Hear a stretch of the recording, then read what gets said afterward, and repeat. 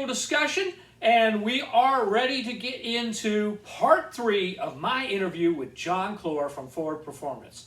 I sure hope you guys are enjoying this as much as I enjoyed doing the interview. John has so much great information, so many great stories that I just couldn't pass up giving the opportunity for you guys to hear them. All right, let's get into part 3.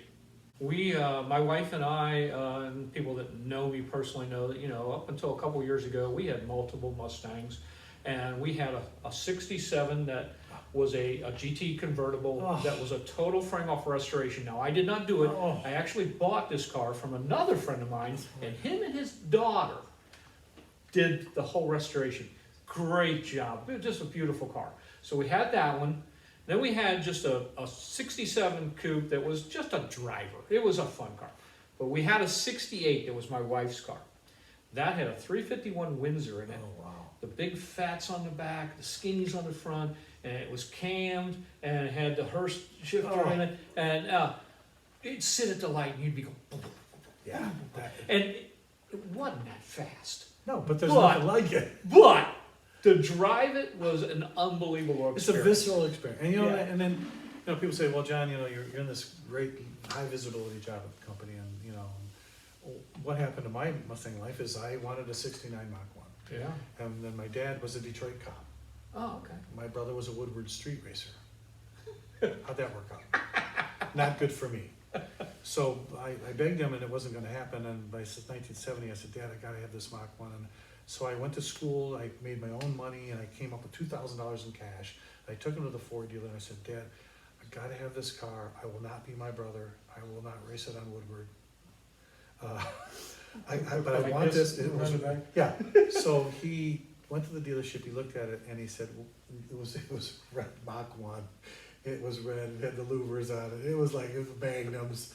It was a 4-speed. I mean, just like everything you'd want, right? Yeah. And he goes, you want this? This? I go, yeah. So then what happened? He gave me the cop face. Well, why do you want this? Why do I want that? Jeff, what can you say? Why do I want that? So like an idiot, the first two things that came into my head, I just said, oh, well, because it's red and it's got a 4-speed, and that's what I wanted. Okay. He goes, okay. So he takes the $2,000 out of my hand. Now I know that car was over $4,000. Yeah. So he would have to co-sign. The only reason he was there, he'd have to co-sign. So he walked into the salesman's office, and I go, oh my God, have I convinced him that I wasn't going to be a lunatic with this Mustang Mach 1 and be okay with it? So he walked out, and he says, John, it was against my better judgment, but you're going to have a new Mustang. Or he said, you're going to have a new car. And out came a red 4-speed Pinto. Oh.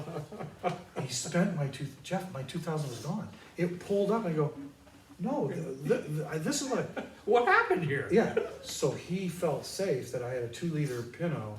So just so that you guys know, I was Sport Compact before Sport Compact was cool.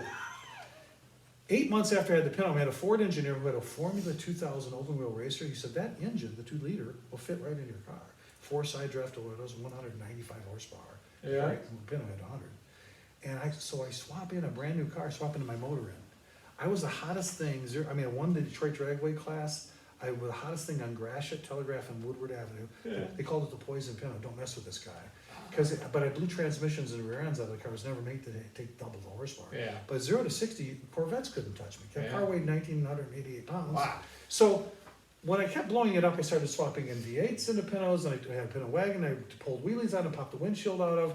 And I decided, my wife said, stop blowing up, just buy a car that comes with a V8. So that Mustang 2 came out, and I said, there's a Cobra 2. It's black with gold stripes, like the Hertz car. Yeah. It comes with a 302. And everything that was wrong with a 78 302 could be fixed in the Ford Racing catalog, because it's still a 5-liter, right? Yeah. Camshaft, cylinder heads, carburetor, done. Yeah. And I went out, I bought my first new Mustang, because I had old Mustangs. We had a 68 Fastback, we had a Fox body.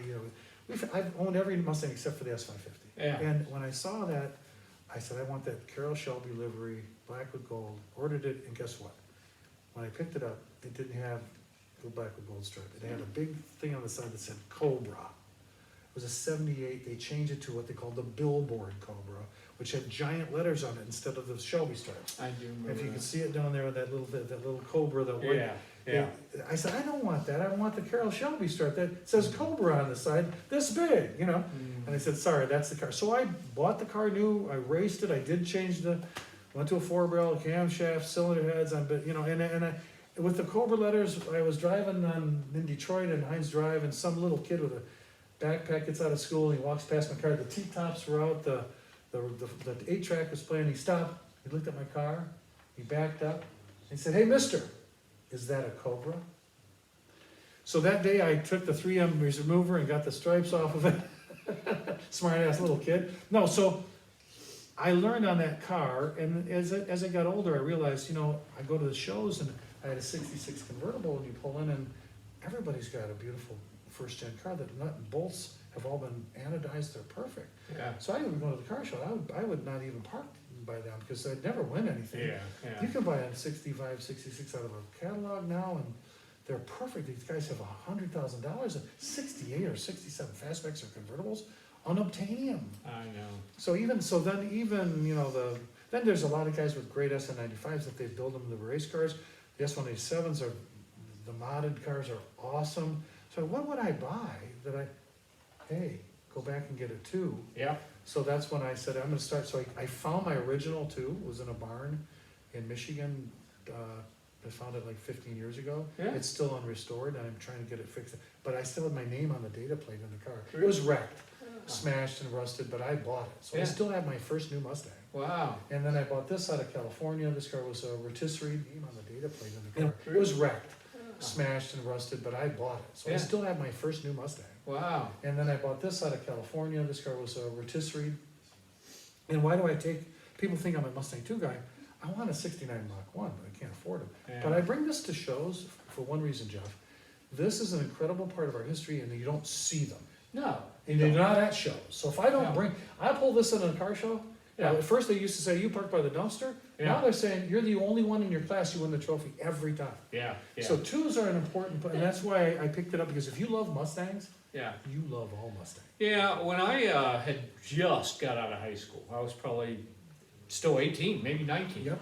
A buddy of mine, his father worked at Woody Sander Ford in Cincinnati, Okay. and they had a King Cobra sitting out front, and it was used, but it was sitting out front. And I remember stopping by there one day, and I'm looking at it, and Mr. Toll comes out, and he's like, "You want to drive it?" And I'm like, "Are you kidding?" Give it to me. Yeah, I mean, again, at 18, 19, I had no idea that they really, compared to what we think about now, they weren't that fast or anything like that. But at that time, They were one of the they're faster that than time, a base yeah. Camaro. oh, I took out of that parking lot, and without even trying, I'm turning over the wheels, and I'm thinking, oh my God, he's going to be so mad at me when I go back. But man, that car, to me, it was Well, here's the thing. So what people don't understand. So that car with a 302, King's only came with 302s. Its peak RPM was down at 1,800 RPM. So if you had a 350 Chevy, peak RPM was like almost 4,000 RPM. So we picked the peak torque. So the torque of the car came so low. Yeah. And you know, when you race somebody, it's not about horsepower, it's about torque. right. So if you get all your power down at 2,000 RPM, your launch is, that's where it is, that's where you beat them. And nobody races on the street till 100 miles an hour, you race till, till you catch traffic, right? Right. So these cars were as wicked as anything they built back in the day. Yeah.